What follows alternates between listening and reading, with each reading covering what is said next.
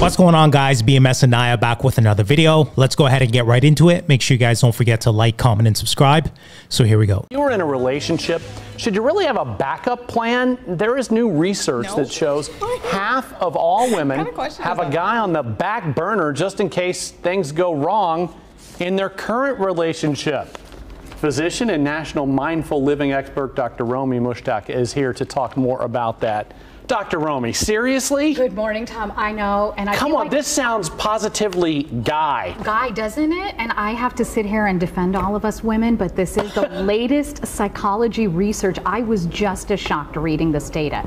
More than half of women who are married and categorize themselves as happily married. Wait a sec. They're married. Happily married women are doing this? He could be 99% of what she wants and still will be like, there's a slight chance that something could go left here. So I know exactly, I know John and I know Pete would come back and marry me if something happened or whatever. It's almost like they reminisce with the good old days, you know? She belongs to the streets. There's a reason why those relationships didn't work, in that you're in a good marriage, right? If they weren't in a good marriage, like, I would say just, you know, talk to a counselor and still try to figure things out, right? But these women are happy. That's the thing. It was messing with me. I think this is a classic case of a woman wants it all. Yeah. You know what I mean? 100%. So the comfort is good, right? But there's no excitement in that. Well, like, it's just the same thing. Everything is like... Well, marriage structured and marriage scheduled. after a while gets routinish, right? Yeah, so it's kind of boring to a degree, I guess. And if you're coming from that street activity going into a marriage, you know what I mean? You're going to consider that extremely boring. Listen, stability is comforting for me. I could not imagine having so much excitement, especially when you're married and like it's been a while. Like, I would imagine like you got comfortable with each other, and then it's more of like it's peaceful in that way. The only women that I guess want to have some disruption in their marriage don't really care for maybe that peace, and they want that excitement, and they're just chasing after that. And what is a backup plan? It means you have someone on the back burner.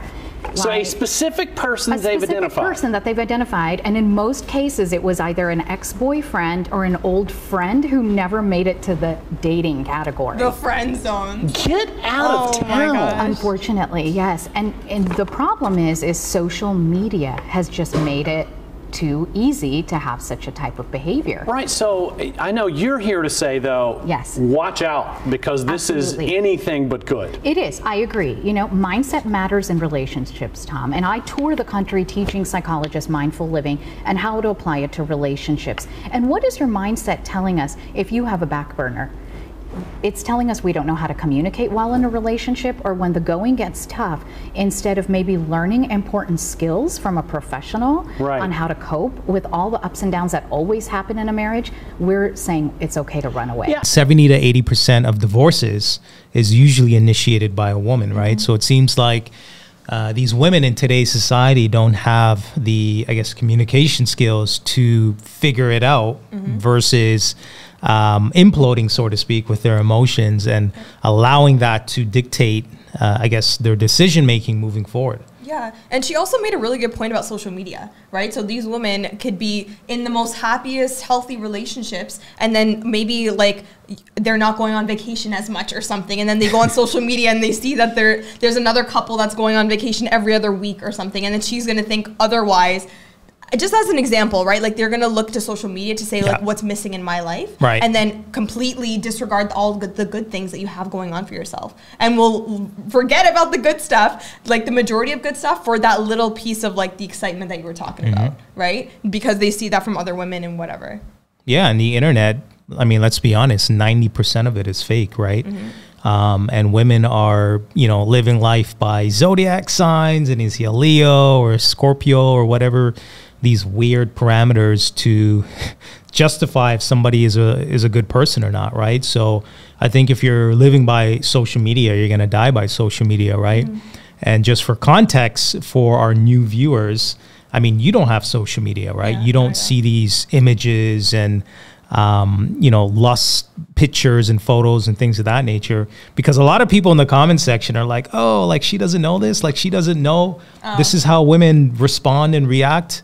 So why don't you share a little bit about kind of your views on that. Yeah, well, like for me, I haven't had social media in like, I don't even know how many years it's been now. Like I did have Instagram at a certain point, but that's like, I want to say 6 years ago, 7. Right. Like it's a very long time ago. So you have and the thing is, I'm 10 years older than you. Yeah. And I got to tell you about like music and pop culture and things happening. And you know what I mean? Keep me young.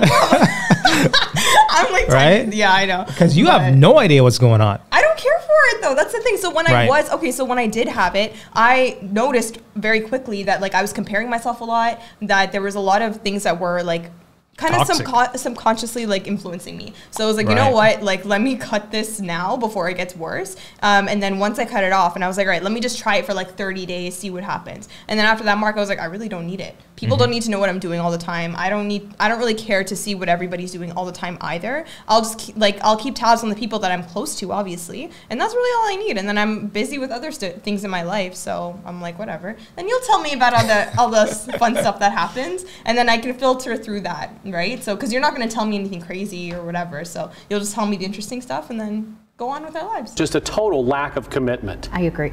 Well, I don't know if it's a lack of commitment, or is it that people haven't learned the appropriate coping skills?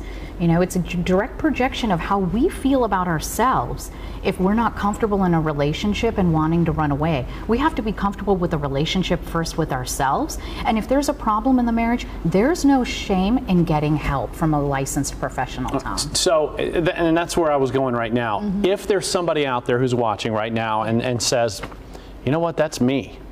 I want to change this. Yes. What steps should they start taking? Step 1, delete that backup burner plan from your cell phone, Twitter account, Facebook, however you're in connection with them. You know, take the temptation out. 2, find a licensed mental health therapist who specializes in couples therapy. We discuss it at nationalmarriageseminars.com.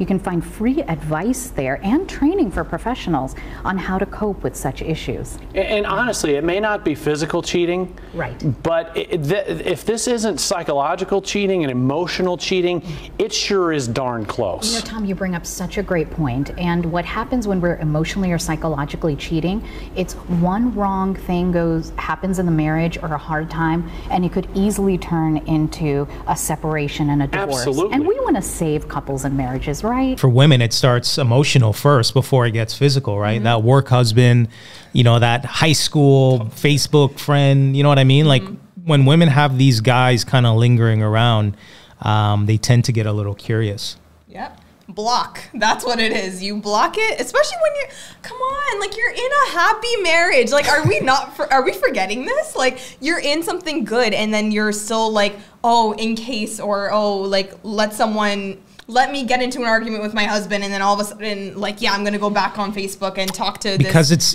easy. Or something. That's the problem. Society has made it so easy for women to cheat, right? So there's so many different outlets, right? And I think for women, if they're not getting attention and validation from their husband, I think psychologically it does something to them, right? Because if no one is, I guess, letting you know how beautiful you are, or perhaps praising you, then you start to go to external factors to get that feeling, that dopamine feeling, that validation.